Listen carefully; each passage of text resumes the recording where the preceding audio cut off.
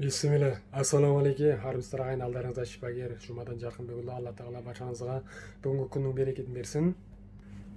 Бүгін өздеріңізге табиғи шөп дәрілерден дайындалған бір рецепт таныстырғым келіп отыр.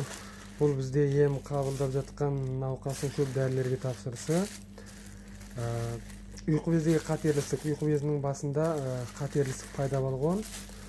Сол науқасты емдеуге арналған таза табиғи шөп дәрілерден дайындалған рецепт. Бұл рецепттің құрамында саралжын шұғынық шөбі, жұлдыз жебе, пинелия шөбі, сайсағыз, ақтаспа, жаужұмыр, жусан, желке шөп, мия, қарағай саңырау құлағы, мудан қабығы,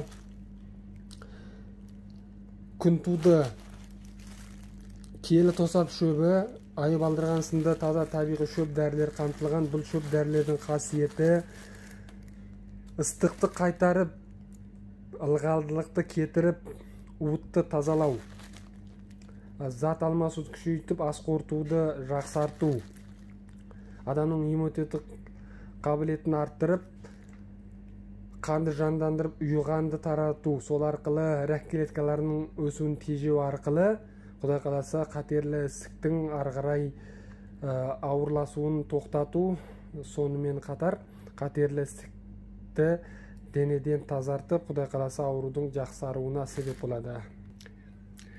Ағайын, Алла тағала барша ем қабылдап жатқан науқастарға толық шипасын берсін, ауырмаңыз ағайын.